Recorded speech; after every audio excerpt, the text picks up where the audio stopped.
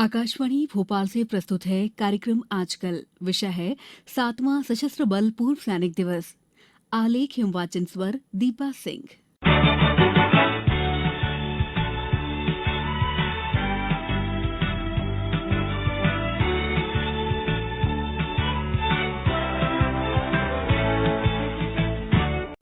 देश ने हाल ही में 7वां सशस्त्र बल पूर्व सैनिक दिवस मनाया।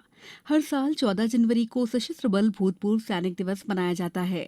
हमारे बहादुर सेना नायकों और पूर्व सैनिकों की राष्ट्र के प्रति निस्वार्थ सेवा और बलिदान के सम्मान में पूर्व सैनिक दिवस यानी वेटरन्स डे मनाया जाता है।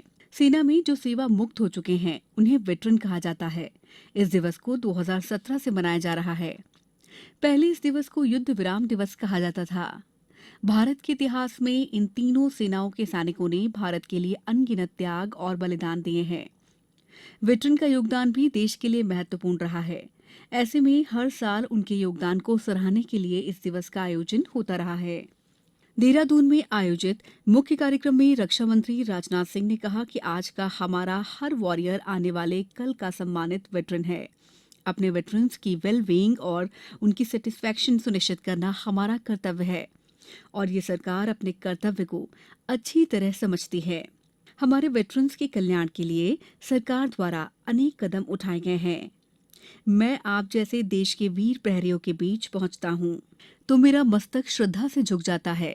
मेरी आंखों के सामने आप लोगों की बहादुरी और बलिदान के दृश्य उभरने लगते हैं। आप लोग हमारे देश की सीमाओं सहित हमारी एकता और अखंडता के प्रहरी रहे हैं। हमारे देश की समृद्धि के पीछे एक और महत्वपूर्ण कंपोनेंट है जो इनडायरेक्ट है हमारे देश की चाक चौबंद राष्ट्रीय सुरक्षा, जिसके चलते हम अपने कृषि क्षेत्र को दुनिया के उन्नत क्षेत्रों में से एक बना सके। और हमारी राष्ट्रीय सुरक्षा यानी हमारे जवान और हमारे वेटरन्स हैं। हमारे देश का भी आजादी हासिल होने के बाद जो सोशियो इकोनॉमिक डेवलपमेंट हुआ है उसमें तीनों सर्विसेज के जवानों का और अपने वेटरन्स का एक मेजर कॉन्ट्रीब्यूशन मानता हूँ। रक्षा मंत्री ने कहा कि आप सभी हमारे राष्ट्र के एसेट्स हैं।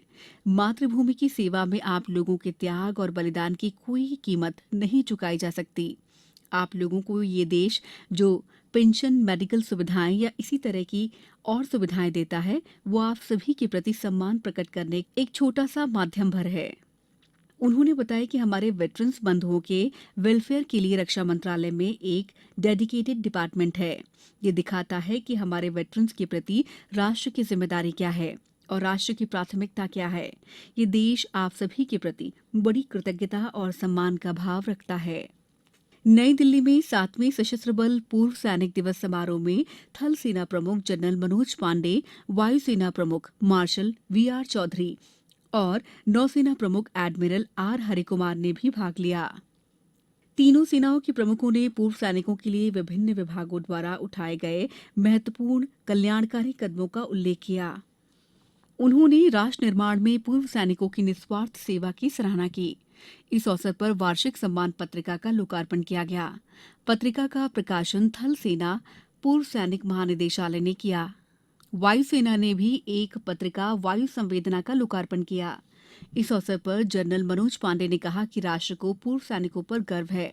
उन्होंने बताया कि सेना ने रेल विभाग, मेट्रो रेल और देश के प्रमुख उद्योग घरानों के साथ पूर्व सैनिकों को रोजगार के अवसर उपलब्ध कराने के लिए समझौता ज्ञापन किए हैं। उन्होंने बताया कि सेना पूर्व सैनिकों को बेहतर सुविधा उपलब्ध कराने के लिए पैनल में और अस्पताल जोड़ने की योजना बना रही है।